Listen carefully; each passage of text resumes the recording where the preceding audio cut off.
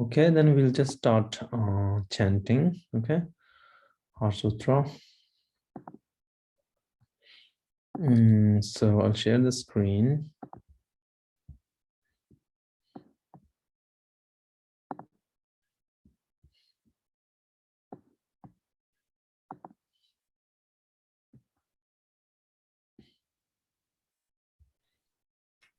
Can you see that? Yes, I can. Okay, you can start now. Okay. The heart of the transcendent perfection of wisdom. Homage, the Bhagavati Paramita. Thus have I heard on one time that the Blessed One was dwelling on Rajara Voldrahik mountain. Excuse me, my voice is kind of, I'm not enunciating, sorry. Thus have I heard at one time the Blessed One Peak Mountain, together with a great community of monks and a great community of bodhisattvas. At that time, the Blessed One entered an absorption on the categories of phenomena called the perception of the profound. At the same time, noble Avalokiteshvara, the bodhisattva and great being, beheld the practice of the profound perfection of wisdom and saw that the five aggregates are empty of nature. Then through the Buddha's power, Venerable Shariputra said to the noble Avalokiteshvara, the bodhisattva and great being, how should a child of noble family who wishes to practice the profound perfection of wisdom train? This is what he said. The noble Avalokiteshvara, the bodhisattva and great being, replied to the Venerable Shariputra as follows. O Shariputra, a son of noble family, or a daughter of noble family who wishes to practice the profound perfection of wisdom should regard things in this way. They should see the five aggregates to be empty of nature. Form is empty. Emptiness is form. Emptiness is not other than form. Form is not other than emptiness. In the same way, sensation, recognition, conditioning factors, consciousness are emptiness. Therefore, Shariputra, all dharmas are emptiness. They are without characteristics. They are unarisen and unceasing. They are not tainted and not untainted. They're not deficient and not complete. Therefore, Shariputra, in emptiness, there is no form, no sensation, no recognition, no conditioning factors, no consciousness, no eye, no ear, no nose, no tongue, no body, no mind, no visible form, no sound, no odor, no taste, no texture, and no mental objects. There's no I element up to no mind element, and so far as no mental consciousness element. There's no ignorance, no extinction of ignorance, up to no old age and death, no extinction of old age and death. Likewise, there's no suffering, no origin, no sensation, no path, no wisdom, no attainment, no non-attainment. Therefore, Shariputra, since bodhisattvas have no attainment, they rely on and abide by the perfection of wisdom. Since their minds are unobscured, they have no fear. They completely transcend error and reach the ultimate nirvana. All the Buddhas throughout the three times fully awakened to unsurpassed, genuine, and complete enlightenment by means of the perfection of wisdom.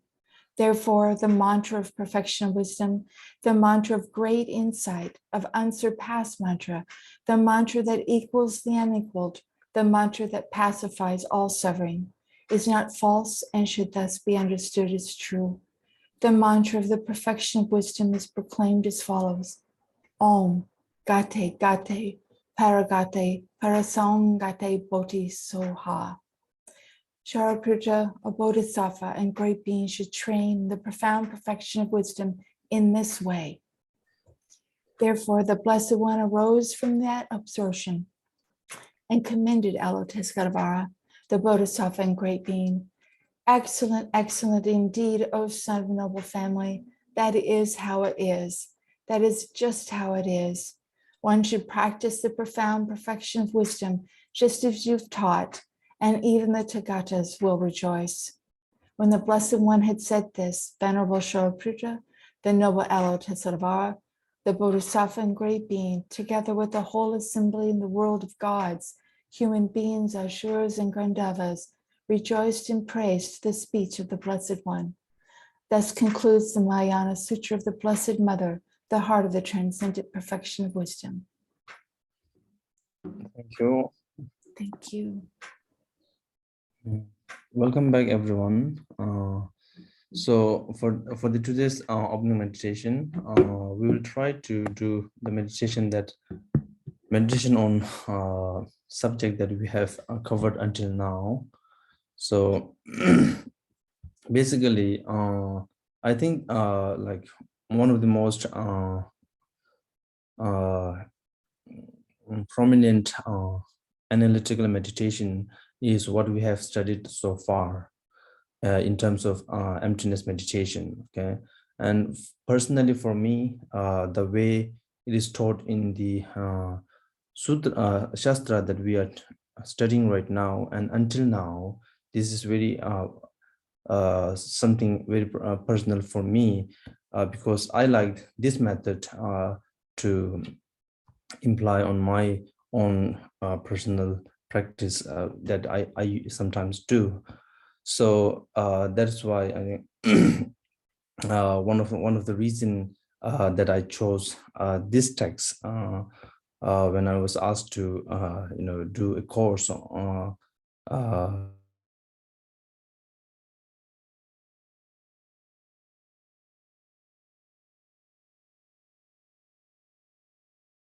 we have discussed before, because this text is very important for especially for sakyas, and not just for the sakya, but also someone really like who are a different way of trying to understand the emptiness through different methods, because this one is one of the one of the texts that talks about in very detail how to like really establish the emptiness, as we have seen through the course. So in today's meditation, what I would like to do is we will try to establish the emptiness of the outer phenomena, like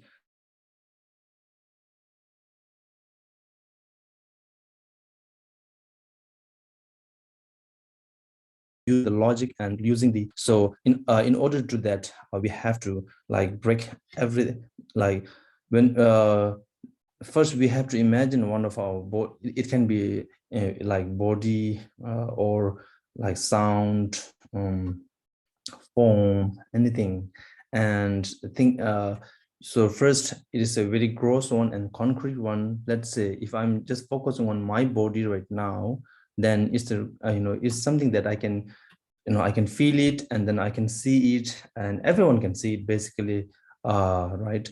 So looking at my body, then I break it down until I get to the atom level, and it is quite simple, because now technology has really technology, and then the contemporary science has shown us this kind of like the zooming, right, in videos and everywhere, like if you just google it, like super, how they go to the zoom, and then how they got into the like really small subparticles, subatomic particles. So when you get to there, it's not just your body. You have to include everything that you feel it, you can hear it, like every outer phenomena that you have in your mind.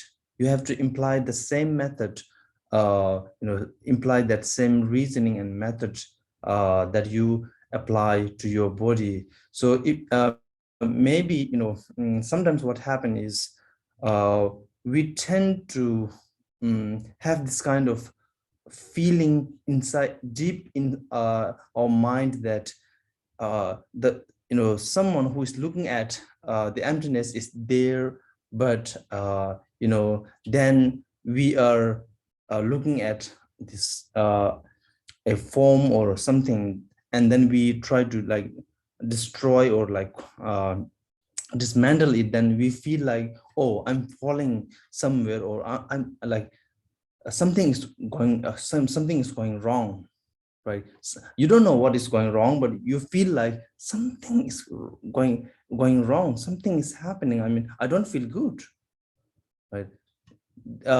So there will be kind of this feeling that you don't feel good, because everything seems, when you feel that everything is collapsing, then it's kind of like you have some kind of feeling of insecurity inside you. And it's not just you. I mean, it happens to most of the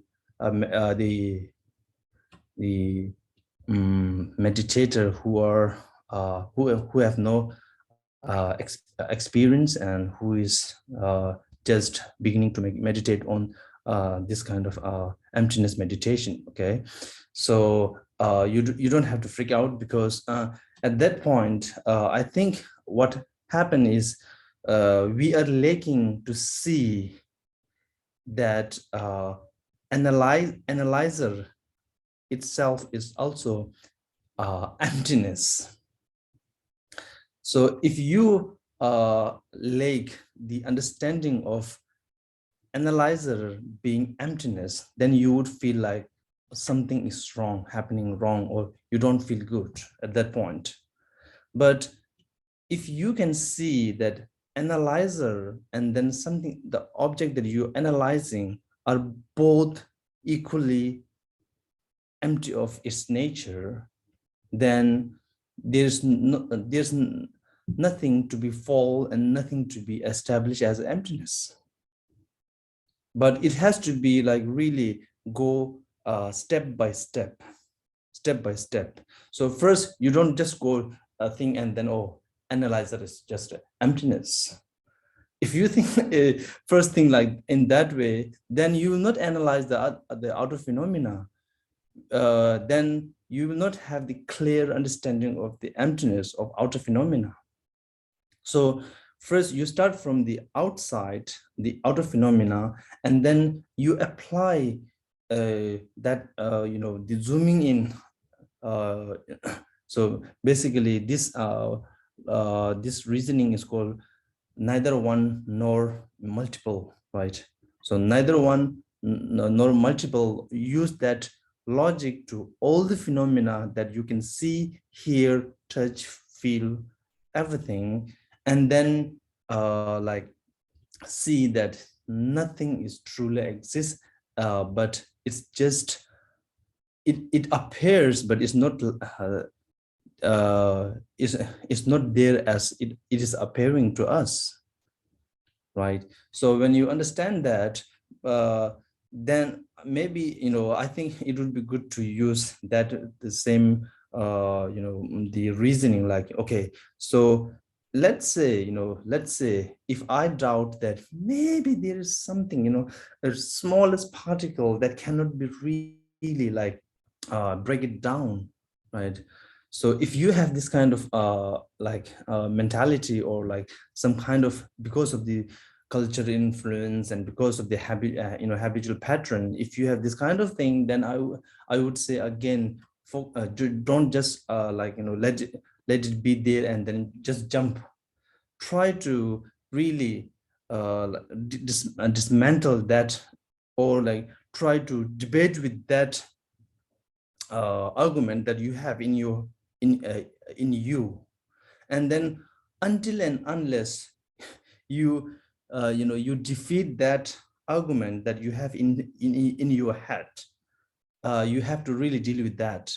You cannot really just, okay, because Shantarakshita has said, I have to, this is wrong to think in that way, I have to just move on. No, it doesn't matter what Shantarakshita says. It's your path and it's your way. You have to deal with that. So Shantarakshita has nothing to do with that. He has just shown what he has seen, but it doesn't mean that we have to see the way he sees, but we have to see through our eyes, not through the Chandarakshita's eye, right?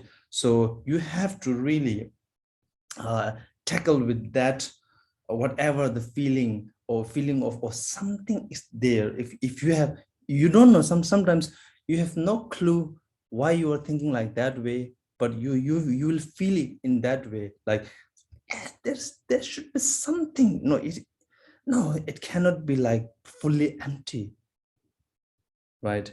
If you have this kind of feeling, then you have to really deal with that.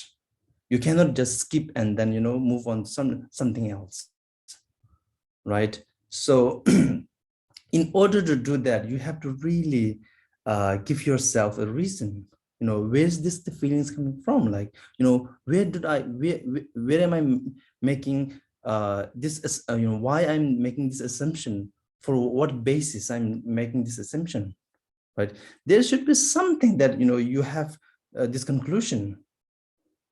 There should be some reason for you, although it's not really like obvious, but there is some, you have that assumption, or that thought, and it has, it has some base, maybe because someone has told you, and then you forget who has told you, and then that's why you think like that way, or because you have read somewhere in something, and then you forgot where you read, but it is stuck in your mind in that way, or your culture, or our culture, or whatever it is, right? So it is there. So we have to really deal with that. And then for me, the method of Chandarakshita really works well when I use, like, okay, so let's say there is a particle, and then, so if I put that particle and take that particle, I imagine that I would take that single particle and then put another like 6 particles around that particles, then I would see maybe if it has like different parts or not. If I find parts, then that's not the smallest particles, because it has many parts, right? So meaning it has smaller parts. I can really like break it down. And then until you lost that particle, you have to break it down. And then when you lost that particles from your mind, then maybe I think there's two possibility that you get stuck. Maybe sometimes what happens is you feel like blackness. And if you feel blackness, then black is another kind of big particles. You are, what happened here is sometimes, okay, so we call it ignorant mind, right? Ignorance. Marikpa in Tibetan, and in Sanskrit it was avidya, right? Avidya is not a really like what you call avidya itself has so much potential, and then very cunning. Very cunning. It has some kind of a wisdom, the cunning wisdom, to to to deceive us in a way, okay, to deceive us. Every time, when you see some things, what do you feel? How do you feel? Like, oh, I see this really happening at real time, right? You feel that way, and then you believe in that way. And this is what our ignorant mind does to us. It makes us believe that this is happening. So basically it is always it has always a way to deceive us. And then here again, when we are really like trying to establish the emptiness, then it turns around and then see the blackness. So and basically what he's doing is he's just switching our mind to another type of like, let's say, if we are like if we are establishing the emptiness of the white color, then as soon as we are able to establish the emptiness of white, it shows us the black. It shows us the black. Basically, it's just a matter of color. It's just a matter of color, but we forget that it's just a matter of a color, then think that it's completely different. So that's what it does. The ignorance does does to us. That's why we have to understand that when you lose the all like the outer phenomena in front of you, don't go into the blackness, because the blackness is another type of like group of particles. Then if you a group of particles that you can really break it down, and then another possibility is now Shantideva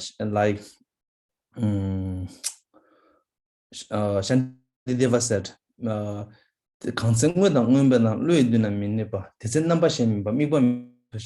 so there's another possibility as that. So when you have nothing to be think about a color, shape, size, anything, then your mind might go into looking at a clarity. So at that point, your mind will not thinking, because if you are thinking, you need an object to be think about. Since you have no object to be think about, but if you are lucky, or if you got have good enough merit, then you will be not thinking about something. Okay, but if you got unlucky, then another possibility to stuck is, oh, there is a mind, the clear, like clarity, that mind, and then you are falling into the Chittamatran. So you fall into the Chittamatran and then say, oh, that's it, I'm looking for this one. So this is it. I'm not saying it's a good compared to the others, but it's not good compared to the real good. Okay. So then you have this analytical. That's why I mentioned in the previous discussion, previous opening meditation, that you have to see the object and then analytical mind at the same time. Right? So if you were able to really watch your mind when you are establishing the outer phenomena as an emptiness, if you are watching and then you are considering that object as your own mind, then you will not fall into that that possibility by thinking like, oh, there's a clear mind. Because as soon as you are able to establish the outer phenomena as an emptiness, then you have already dealt with the emptiness of the mind, because the object that you have been establishing emptiness is none other than your own mind, right? So anyway, if you are able to do that, great. But if you are not able to do that, now another thing is left, that you have to deal with your own mind, the analyzing mind. to deal with. So, and in order to do that, now, if you have anything, or like, even it's a, let's say it's a clarity, just a clarity, or, awareness, you have to deal with that. Even you have to deal with that as well. Otherwise you will stuck there, and then you will produce outer phenomena anyway. You will just produce it because you have something to hold on, right? So that's why even that mind has to be proof that it's not truly there, but it's just relatively there.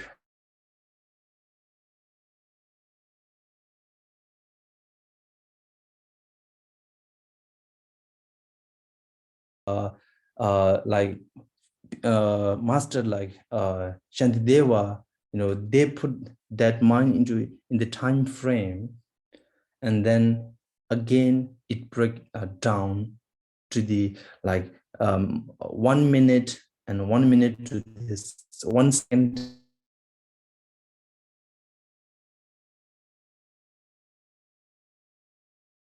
into the smaller parts, and then when the time is like gone, then the mind is gone. So now you have no thinker, no enough.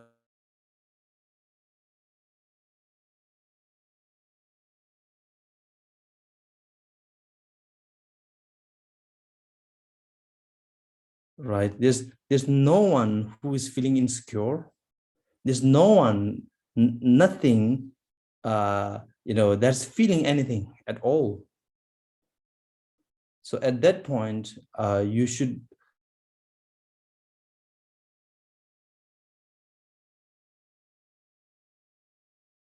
the emptiness, but you are not other than the emptiness. Okay. So when when Buddha said you are not other than something, it doesn't mean you are the one with that one. Okay. it doesn't mean to, if you are not other than that, then it doesn't have to be one with that. Okay. So basically, if we have this kind of understanding, then what happens is, we kind of dwell in the emptiness, or everything has now kind of ceased, or like not become, it's already like that way, but we now see it in that way.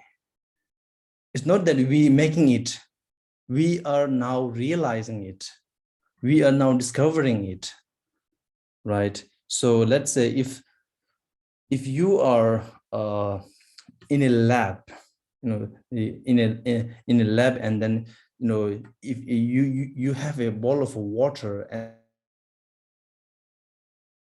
oh, this is a clean water, right? Very clean water. But when you see through the that Microsoft glass, what do you call the Microsoft, and then you see lots of bacteria, it doesn't mean that you see the you create the bacteria there. It's already there. Now you are just discovering it, right? The emptiness, it doesn't mean you create it or something like that, but you discover it through this method. So you are, what we are doing when we do the meditation, and especially use this kind of technical meditation, we are kind of what we are doing is we are trying to understand how to use the tool to see the reality.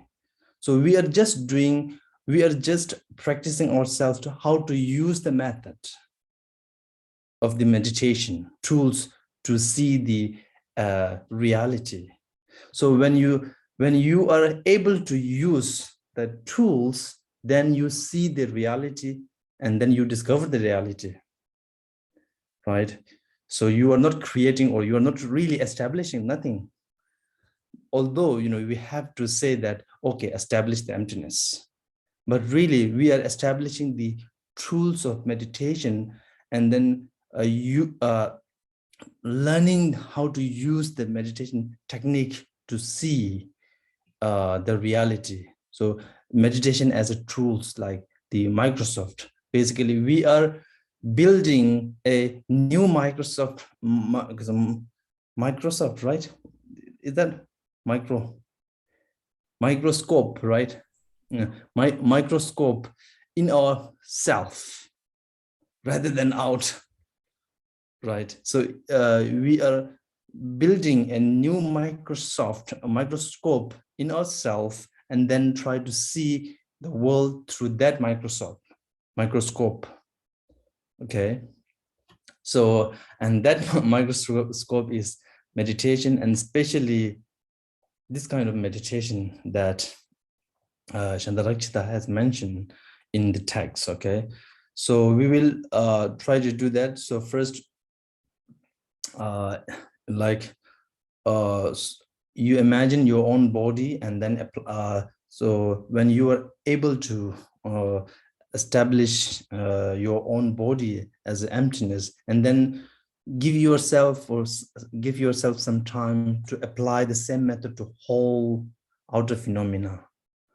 Okay, and apply it, and then like you have to have this kind of understanding that, oh, everything that I have been seeing and thinking about is completely not the way it is, right? And then once you have this, when you lost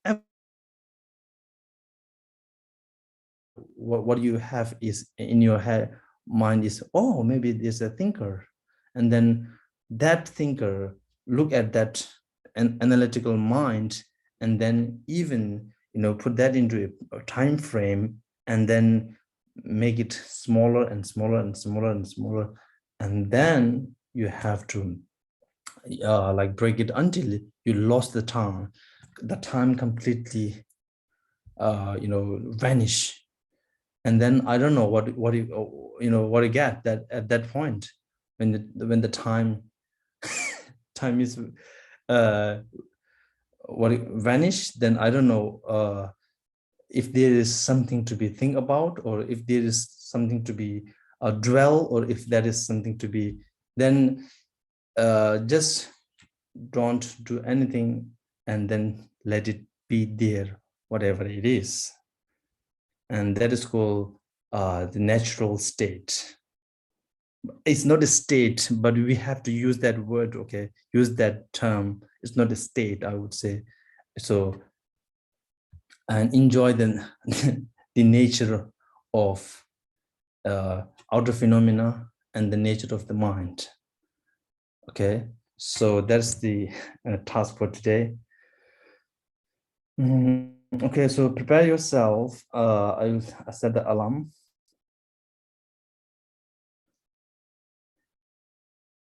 So I think 3 minutes is enough to do that.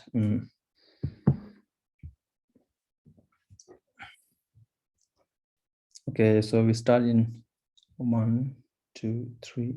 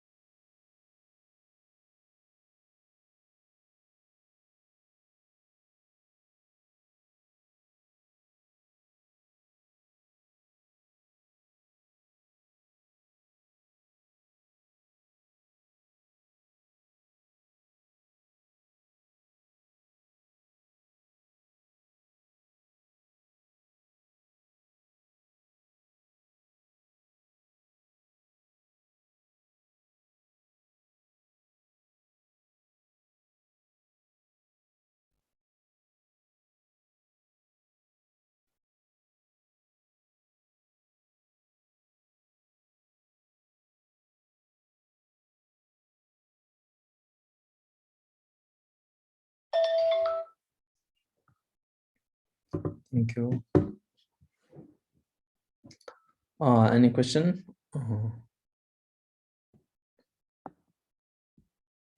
Kimbola, I have Yeah. one question.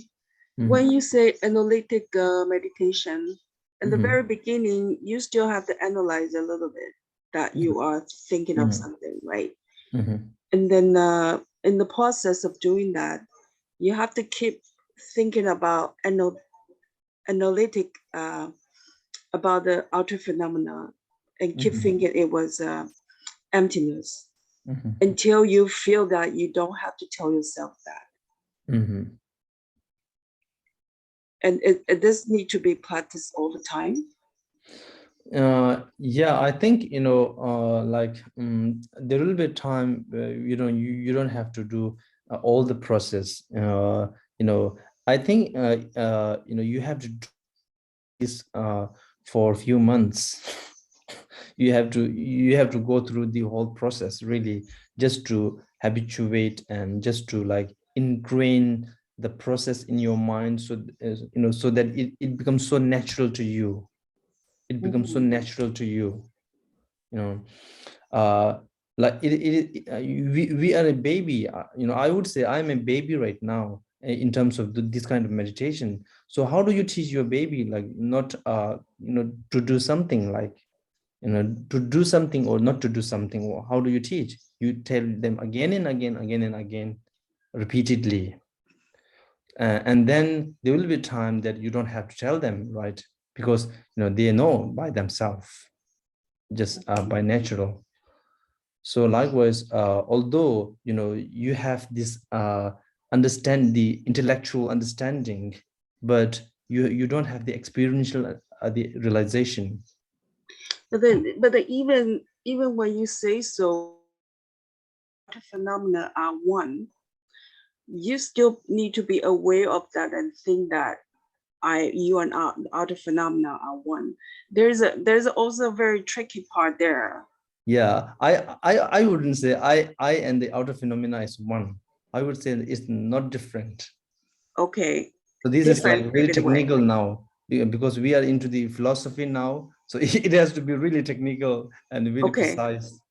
so it's the same. No, I would say it's really different. When you Okay, say what? I'm not different than you and one with you, or anything like. So maybe I use a wrong term by saying Okay. I'm outer phenomena are one. The Okay. I'm emptiness. The outer phenomena is emptiness, and so Yeah. Go on. You go on. You first. You finish your. and then when you start to realize that, that is also thinking as well. When you start to realize the outer phenomena is empty and you're empty also, this is also a thinking, a thought. Yeah. I know. I still like would say I don't think that I'm emptiness. I wouldn't think that way, because and as I mentioned earlier, like I gave you an example of a table, looking at a table, and then when you do not zoom in the table, you see the shape and the colors of the table, right? But when you zoom in and then started to see the particles of the looking at the particles of the table, then you don't say table is it particles. Do you say that? Would you say that the table No, is particle? You no, wouldn't say that, right? yeah, yeah. But you don't deny that there's a table. Would you deny at No. that point? No, right? Same here. When you look at the emptiness of the yourself and the outer phenomena, you are looking at, and we call it nature of that thing, but you are not denying that thing. You are I not see. saying that nature is one with the outer phenomena, and outer phenomena is that nature, but you cannot really differentiate. You cannot say that they are separate, right? You cannot say that the particles that you are seeing is not different from you cannot say these particles are different from a table, right? They are not different from table, but it is not the table itself, No. right? So this is the thing. Although you see this word, form is emptiness, emptiness is form, emptiness is not other than form, form is not other than form. It is a very, like short way to say it, but it doesn't mean the way it is said. That's why we need the interpretation. And then there is like, this Heart Sutra is a very short version, the shortest version of the Heart Sutra. So in order to, we have to cut so many words out. I see. So that makes sometimes, becomes a confusion for us. We need a shortcut, but there is so many like disadvantages of going shortcut. Okay, Nadia. Hi, Kepula. Yeah.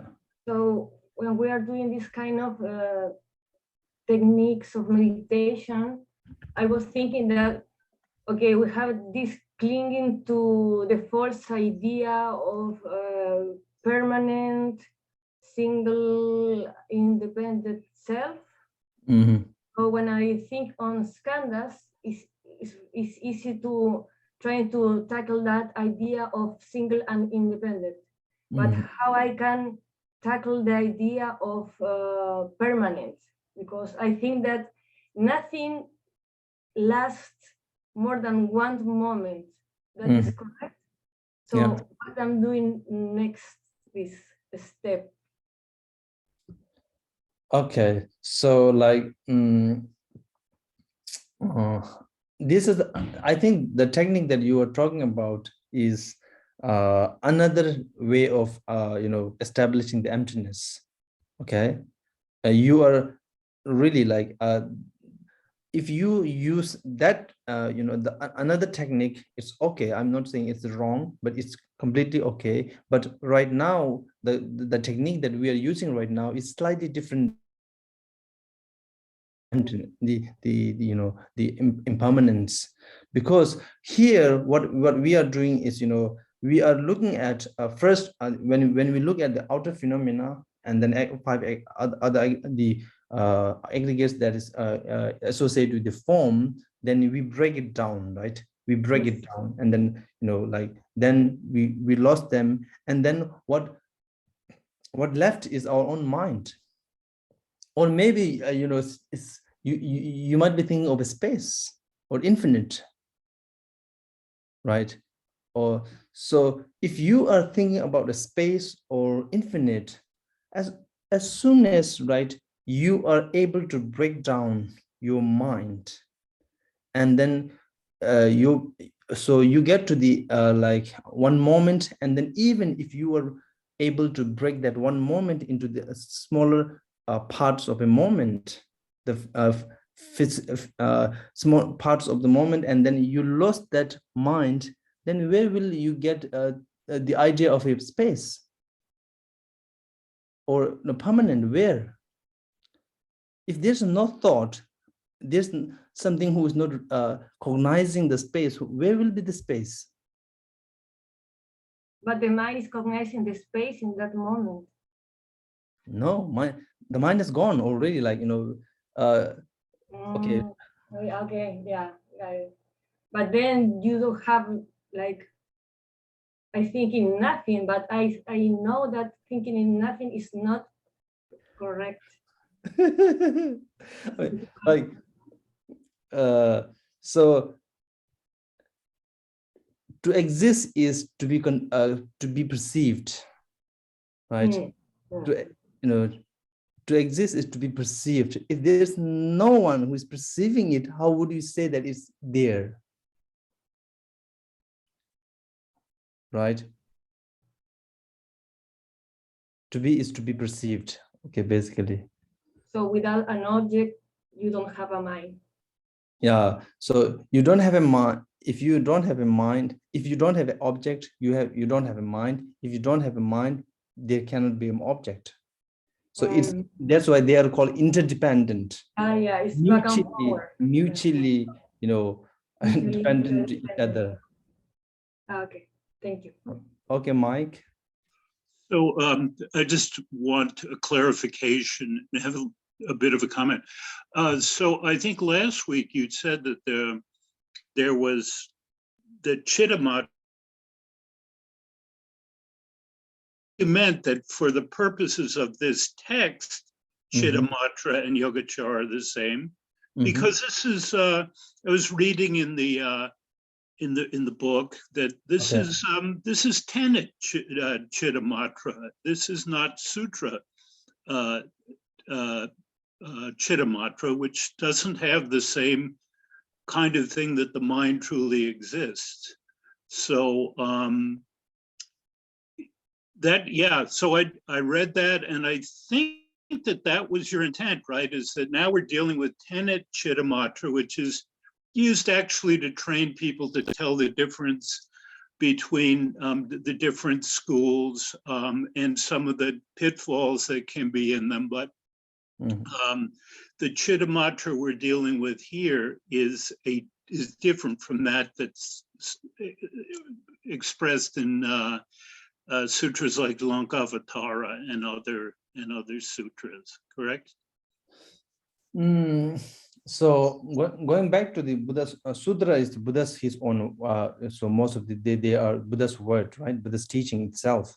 So I don't think you can really say this is the Chittamatran text and this is the Madhyamikan text and all those things, because every school has to really interpret every Buddha's word as long as you you consider that word is coming from Buddha. It doesn't matter which schools you are in, you have to interpret that word, right? So Chittamatran has their own. The Chittamatran school has their own way to interpret the Prajnaparamita. They have their own completely different way to explain and interpret the Prajnaparamita, which is the foundation of the Madhyamikan school, foundation of the Madhyamikan school theory of philosophy, right? And then there is a sutra called Lankavatara Sutra, and then Dashabhumika Sutra. Those are the sutra that really the base of the Chittamatran doctrine. But and then it doesn't mean that okay, when it comes to the those sutra, then again Madhyamika has to really explain that sutras, because we consider that this is the Buddha's teaching, right? So basically, if in a nutshell, every school who considered as a teaching from the Buddha, you have to explain and then interpret. So there's no Chittamatran Sutra, or there's no Mahayana Sutra, or this Madhyamika Sutra, but they have to really explain everything. I think of course, but I think what this particular text is a Madhyamika interpretation of Chittamatra. And that other schools, I get it now. I think I got the clarification. Other schools interpret it in different ways. It's okay. So and so my comment is that I really like the class, but it seems like it goes very fast through the verses. And I try to study during the week, but I'm afraid I'm not keeping up. So it's hard for me to really grasp it as we go through the things. And I don't mind going slower. I don't mind, and I don't know how other people feel about it, but that is my comment. Yeah, I would say this text is really quite intense. I also think that this is really tense, because this text is not doing one job. What Shantarakshita is doing is, he is kind of integrating three traditions together. So and then his base tradition is he is firmly Madhyamika, but he is taking some good things from Chittamatra and getting in, and then even from the Sautantrika, he's taking and then putting in a Madhyamikan's framework.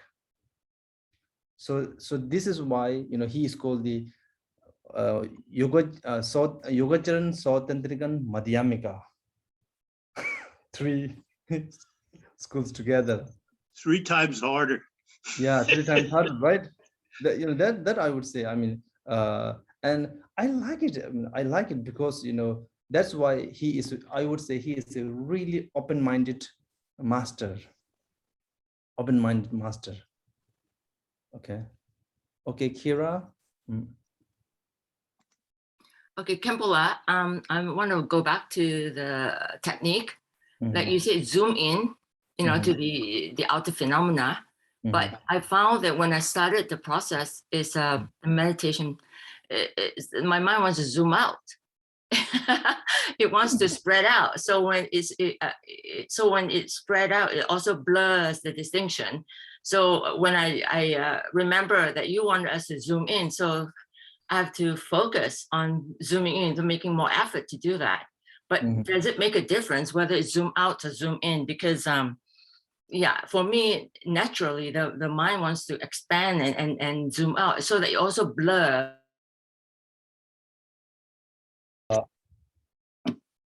So how does that work? There's another way to zooming out, and this another technique, and that zoom out technique is very much used in Tantra's texts, especially in the Vajra Yogini, I would say. Zooming out. There's a special one particular practice which I don't know, but there is one technique, I think, where you use that zooming out process. Okay, thank you, because my mind naturally wants to do that. So in order to zoom in, I have to make a lot of effort to kind of try and make it into one point. Yeah, so use that and then make it clear. Great. Perfect. So and at that time, there's no cognition, right? And then it's only when you get out of that state, then there's cognition. Then you just kind of start to describe what you experience. But before, in the state, there is no description. You don't know. I don't know how to say it, but it's just that when you're in the state of zooming out, whatever it is that happens, then in that state, there is no description of what's happening. Yeah, so you cannot really describe, but you have to have the clarity on that point. You cannot just black out, and then like when you come back from the meditation, you don't have the you shouldn't have this feeling that what was I doing, like No, you have there's a thing, something is happening, but you because at that time you don't describe, right? No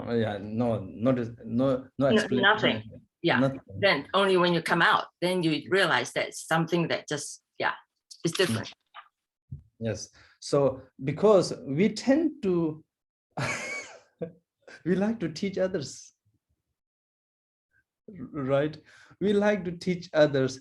That's why we need the language, and we need the thought.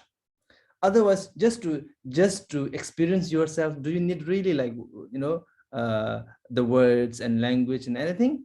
Do you think? Yeah. No, right? So when you really meditate on that point, you just have to experience you by yourself. You don't have to teach this to the others. No, you don't have to. Okay. Because there's no one to be taught. Yeah, well, because when you describe with the focus, now you go to the particle, and then you have to break down the little bits and pieces. Yeah, that was what I was Yeah, so that is called the analytical, and then analytical meditation is very much thought, very much thought process. And then when you are able to like vanish everything, then you just let it go. Don't analyze more now. Okay. That's okay. And then just Thank you. dwell in that on. Thank you. Okay. Thank you. So we'll go to the text now. Thank you. Great questions. Okay. So where are we? No, I don't have that. Just okay. Let me put that on. Okay, so day 2. Okay.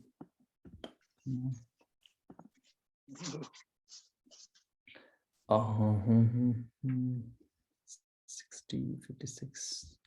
So we finished the stanza number 56, where Chandarakshita is still trying to convince the second school of Chittamatrin or Yogacara, the false aspectarian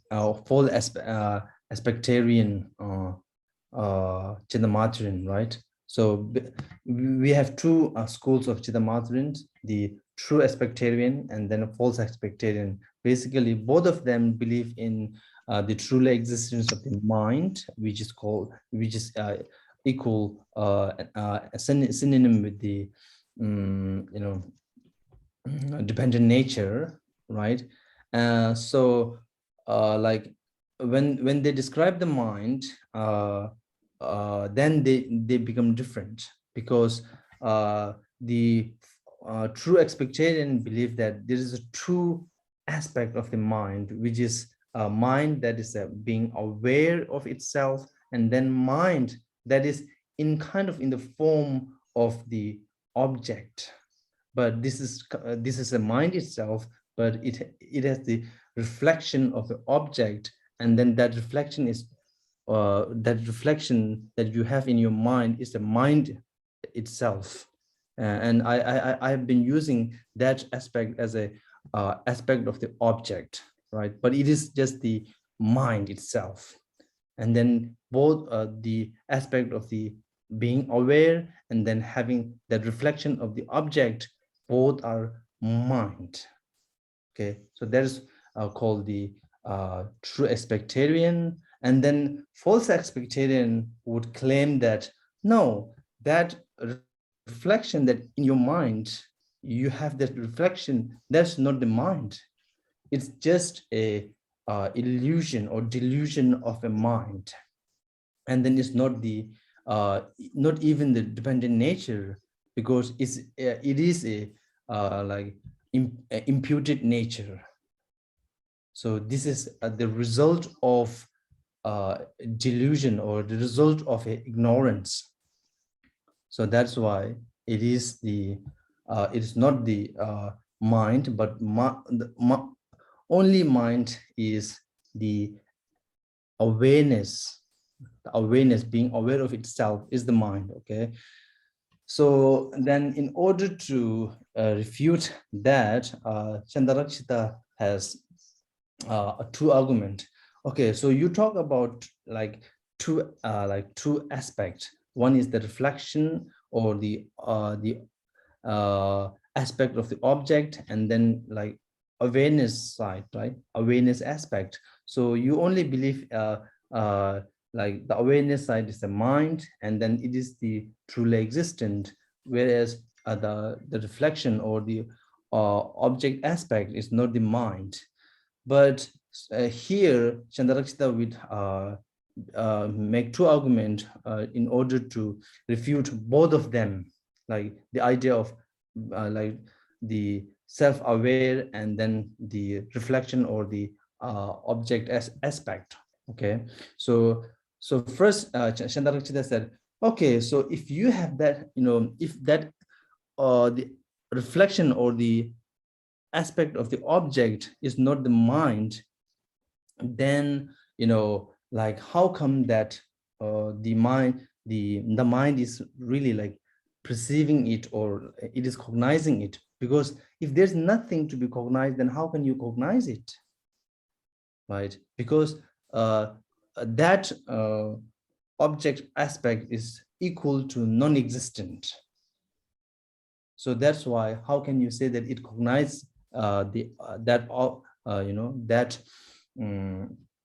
aspect of the object? So first argument, and then second argument of the following argument is, okay, so let's say that mind cognize, but how does mind cognize it? If the mind is cognizing that reflection with directly, or like reflecting in the mind itself, then it will become a mind, because it is reflecting in the mind, and then it becomes one with the mind. But if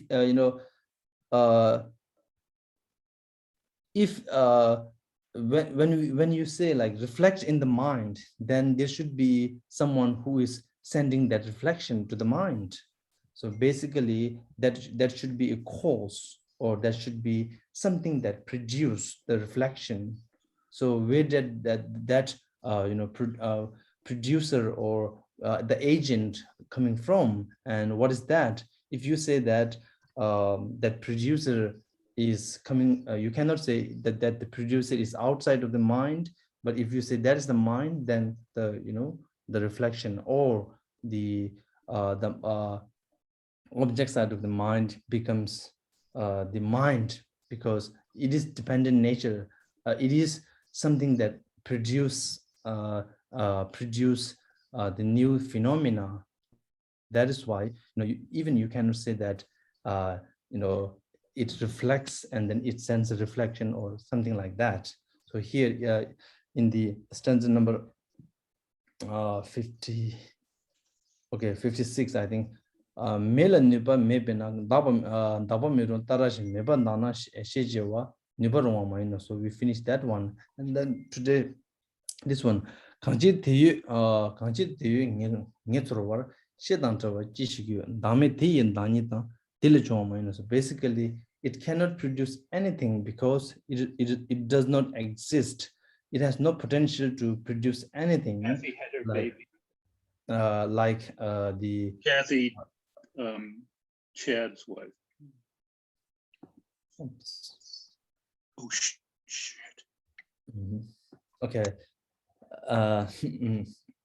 So since that reflection, so we are still talking about the mental reflection. Okay, don't think about the outer phenomena or anything. We are still talking about the mental reflection. So if the mental reflection is equal with non-existent and equal with the imputed phenomena, imputed nature, then it cannot produce anything. So in that way, you cannot say it cognize or anything, right? So the third argument is so where does that reflection comes from, right? Where does that reflection comes from? My mental reflections comes from. So if that reflection is produced by the mind, then it has to be mind, right? If it has to be mind because it is dependent on the mind. And then if it is dependent on the mind, it has to be dependent nature. So dependent nature is equal to the mind in Chittamanthan's doctrine, right? So that's why, you have to mention where does that mental reflection coming from? The reflection that you are seeing in your mind, you cannot deny that there's no reflection in the mind because everyone is experiencing that. So where does that that reflection coming from? So if that is coming from, it cannot be outside because there's no outside phenomena for you, but it should be coming from within. And then if it is coming from the alaya or the self-awareness, then it becomes the dependent to the mind, and then it becomes dependent nature basically when it becomes a determinate nature, then it becomes the mind for you, according to you.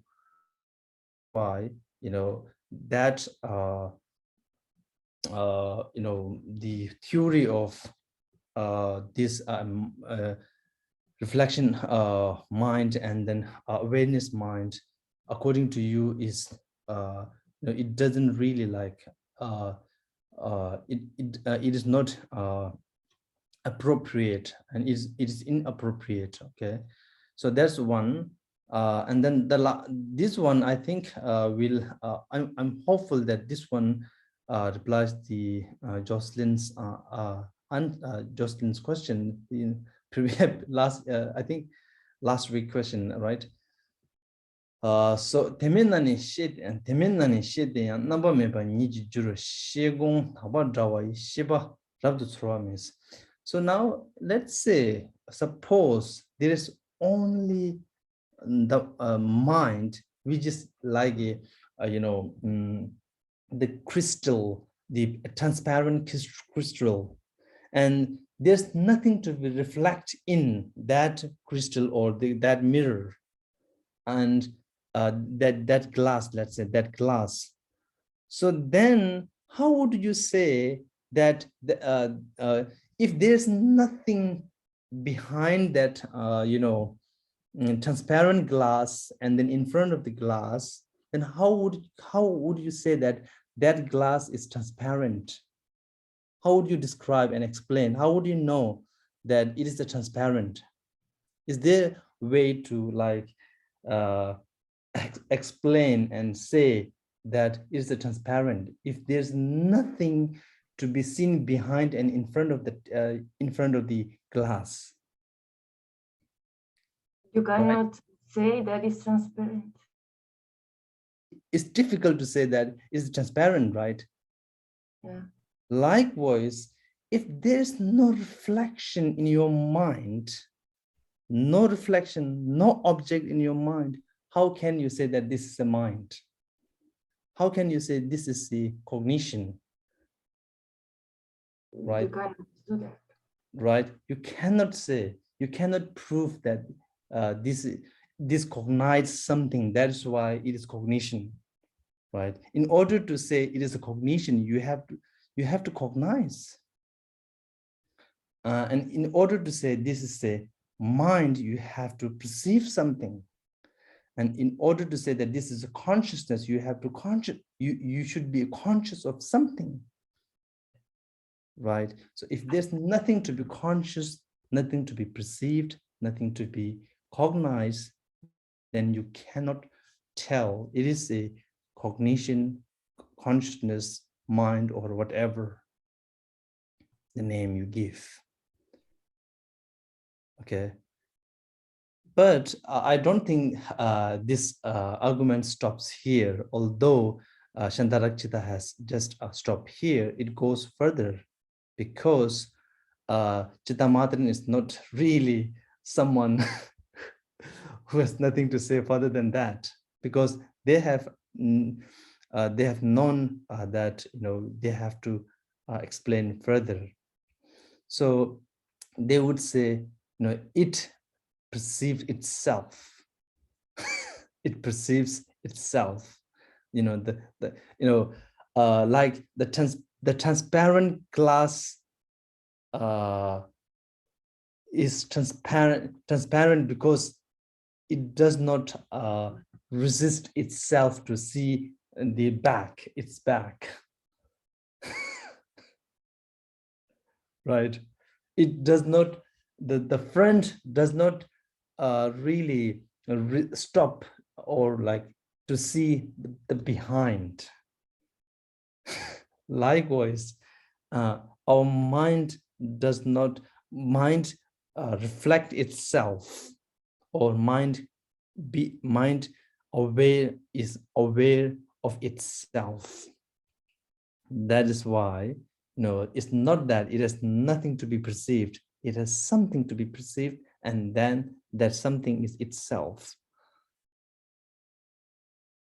So now we have to bring the Chandakriti and Shantideva's argument here in order to deal with that rebuttal, in order to rebuttal. In both the Shantideva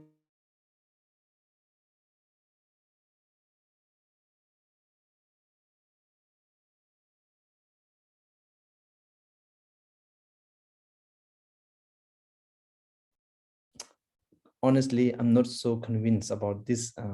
Maybe I have not understood well. This is just because of that I don't understand well, but I'm not convinced of that argument. Okay, but let's. I'll just,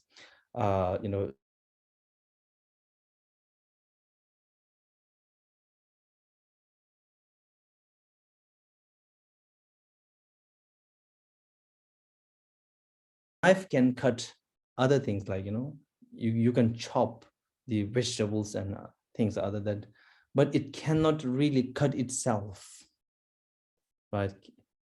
It cannot, and the knife cannot cut itself. And even your finger can touch other things, but it cannot touch itself. And it doesn't matter however you are brilliant in athlete and in gymnastic, you can flip where you like to flip, and then wherever you like to jump, you cannot jump on your own shoulder. Really, you cannot jump on your own shoulder. Likewise, mind can perceive other things, but you cannot perceive yourself, right? So this is what it said. This is the argument for the Chittamatrins saying it perceives itself. But I don't think Chittamatrin guy like Masubandhu and Asanga, they are convinced with that. So for me personally, I would use, rather than that, I would use put that mind into the time frame and then break it, and then see if you can, if you lose the time, then when you lose the time, you automatically lose the mind, right? So when you are able to break the time down and then completely vanish the time, then your mind also is vanished. So I would use that rather than that the athlete cannot jump on their own shoulder, or the finger cannot touch on the touch by itself. Yes, but some people understand more different than me, so they are convinced, but I'm not so convinced by that argument. But I'll just leave it to you, if you are convinced or not. But just reflect on that, and then we can discuss in next class. Okay. Okay, so now we should be able to come to a conclusion that outer phenomena is not there, truly exist, and then even the mind is not truly exist.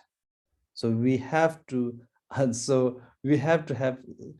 very brief idea of how to use the logic and method to establish the emptiness, and to basically to discover the emptiness. Okay, to discover the emptiness. Okay, so that's the how to discover the emptiness through the logic. Okay, so now these 3 stanzas are just a conclusion of that. Okay, the conclusion, these 3, 60, 61, 62, these are. So here it says, Dini tulbe, I think this is this is again, although it says this is the rebuttal, but it's not, it's the conclusion, I would say.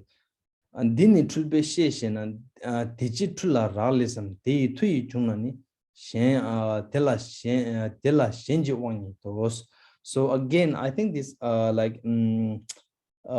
if again like Shantarakshita is kind of like asking these rhetorical questions by saying, okay, so when you say there's a reflection of a mind, then where does that reflection coming from, right? So if that reflection of the mind is, although you say that this is the imputed phenomena, imputed nature, and then it not truly exists, but it seems to be exist, then where does the reflection coming from? If you say that this is coming from the mind, then it becomes the result, or it becomes the impermanence phenomena, and then it becomes the dependent nature, and which is conflicting with your own theory or philosophy, where you say that if something is impermanence, dependent nature, it is equal to mind, right? Whereas you don't believe that mental reflection is the mind. Okay, so this is again a repetition of what it is said in the previous stanza. And again, so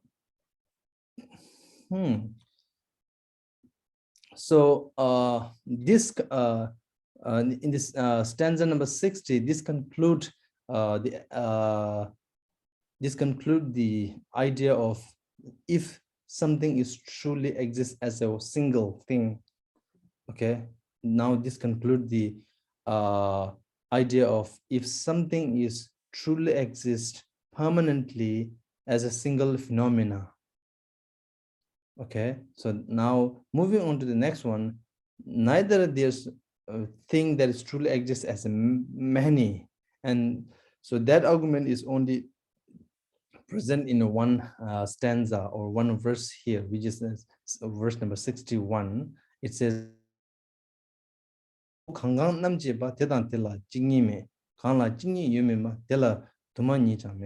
so no matter what we may investigate, a single entity cannot be found. So basically, so until now, we try to find something that is truly existent as a single thing or single phenomena. So we could not find, right? So we look at the outer phenomena and then zoom in, try to figure out if there's one single thing that is partless. We could not find, right? So as as further we go, we tend to lose everything. So we lost the all outer phenomena, and then we get into the within mind, and then even we put the mind into the time frame, and then we try to figure out if there is a mind which is single and partless entity. We could not find, and then we eventually, or like ultimately, we lost everything, right? So that's why we cannot find any single truly existent thing. So because of that, now you cannot say there's a thing that is multiple, because in order to say this is a multiple, you have to find a single first. And because multiple is a collection of a single things, right? So it's easy now, right? So if you cannot find one, you cannot say it's a multiple, right? So that's the number 61. So basically, Shantarakshita is saying, if something is exist, it has to be either single or multiple. And then first he established there's no single things, and then later he said, if there's no single thing, there's impossible to have the multiple things, right? So in that way, so neither one nor many. That is why there's no truly existent. So this is the conclusion of the primary, the core, or the first argument that he has met. So the first argument that he present is there's no phenomena that is truly existent, because there's nothing that is either single, like truly existing as a single, nor as a many. So that was his really the first argument that he's presented, and then now he's concluding that. Okay. So that completes the part of discovering the emptiness. Now we have zoom in. Now we are zooming out. Okay, now we are zooming out. So when we zoom in, we lost everything. So when you zoom in the table, you lost the table, and then you lost the shape, color, size, and everything of table, and then you even lose the particles of the table. Now we are zooming out. Okay, so when you zoom out, then you start to see the tables and shapes and colors and the things.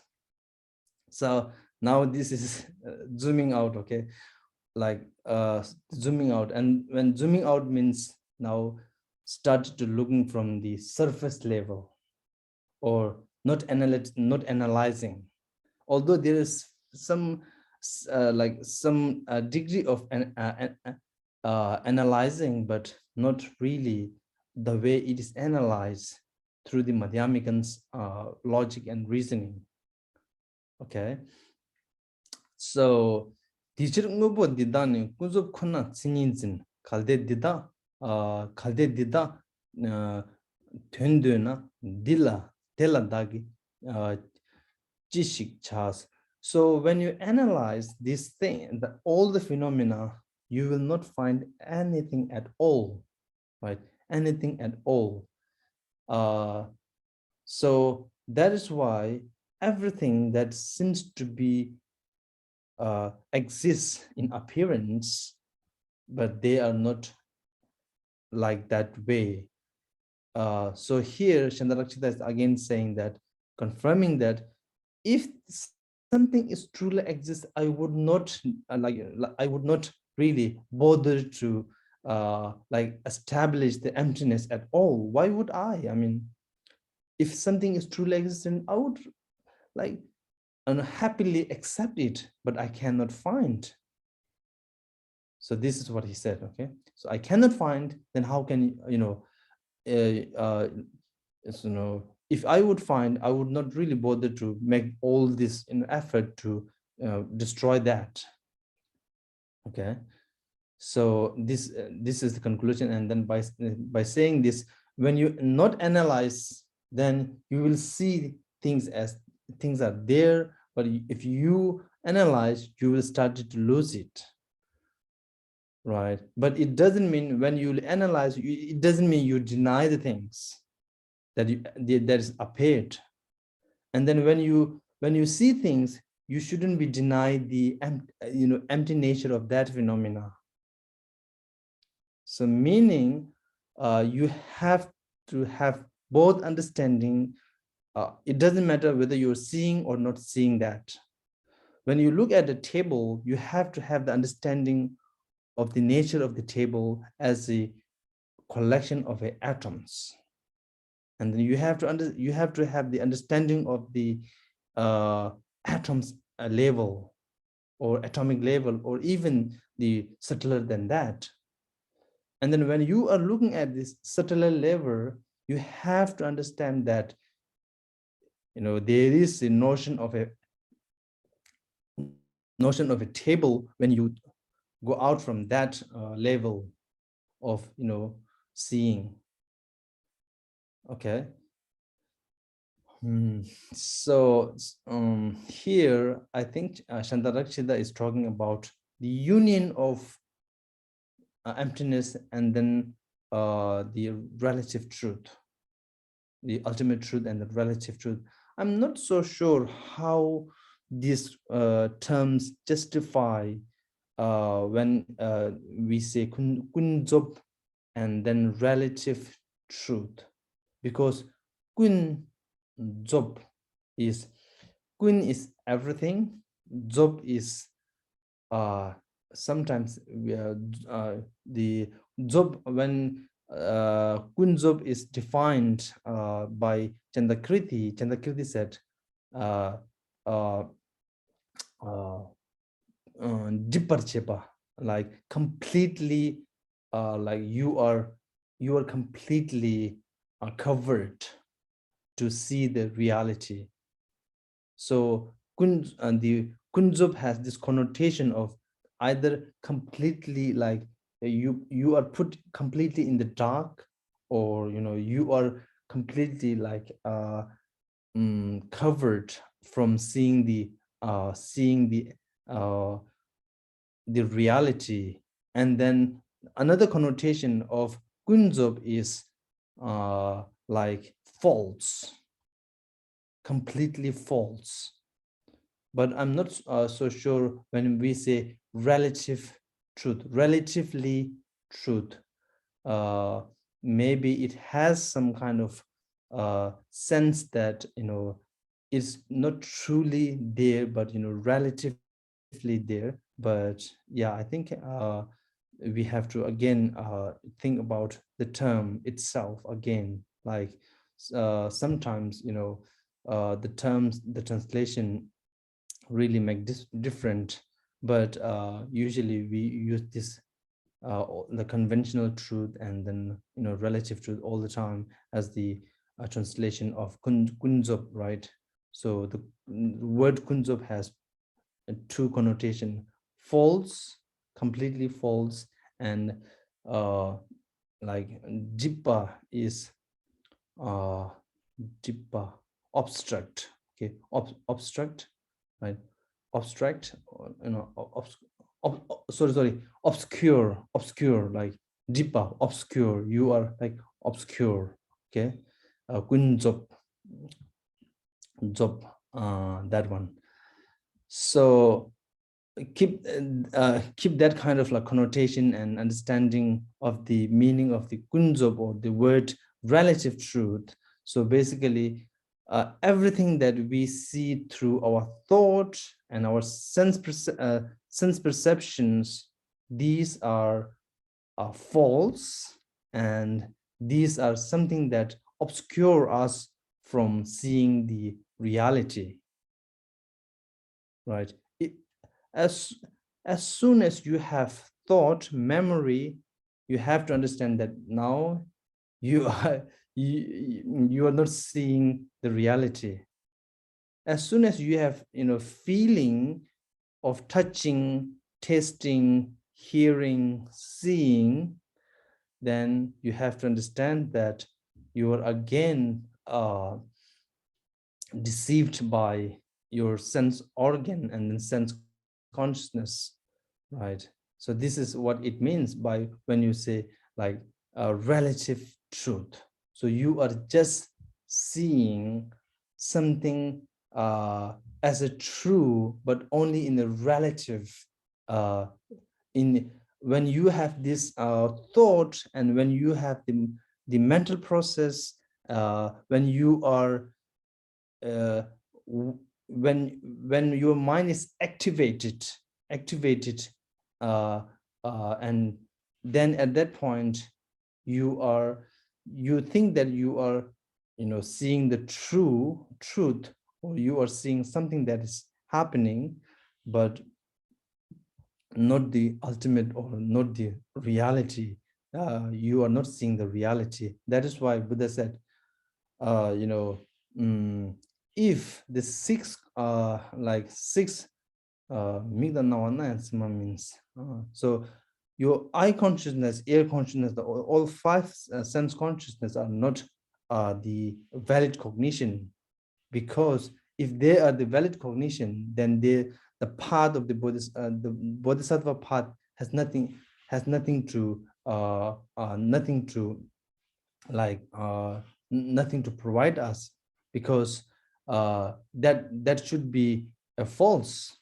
If our own perception, sense perceptions are the valid cognition. That's why Buddha said all our sense perceptions and thought are not the valid cognition, basically. Although we call it like relatively valid cognition, but it's not the valid cognition. Okay. So what's the time? Okay, we stop here today. Just like we have just touched upon the topic of the relative truth, and we will go through this topic tomorrow. So yeah, I think there's a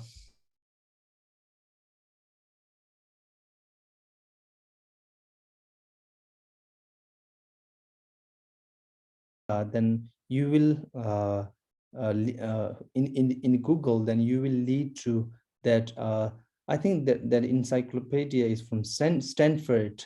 I found it really good one. So you will find Chandarakshita's life story, and then kind of a like a summary of the Chandarakshita's work, and his how he like integrate these three different schools together. And also you'll find the kind of summary of the that text that we are studying here. So if you want to like refer to that, please just type the name of Shantarakshita, and then it will lead you to the website encyclopedia, the Stanford one, or then maybe, or I can just send that to the Sakya Sachin link, and then you can like send email to every one of us, everyone, or to have that link. Okay, I think yeah, Dennis had got already that one. So you can just click on that, and then like you get that really good one. I would say it's a good one, brief, and the summary of the text as well. Okay. Yeah, Okay, and we can again, send the link we'll out in the dedicate next email. for war to be stopped, and then all the suffering to be stopped, and then the wisdom, the compassion, and loving kindness to be spread, and then resonant to all universe. Okay. Sunam di tamje sugwani tonam nive donam phamjene jagana jembalon sibechole dowa dowa sho jambal bo chidara jambal kundu zambo de yang de jin da kunje jido yawa de da dam jaram do chenju sum jor mo jem ma je pam je kyawani bom konne kondo phulwa sho.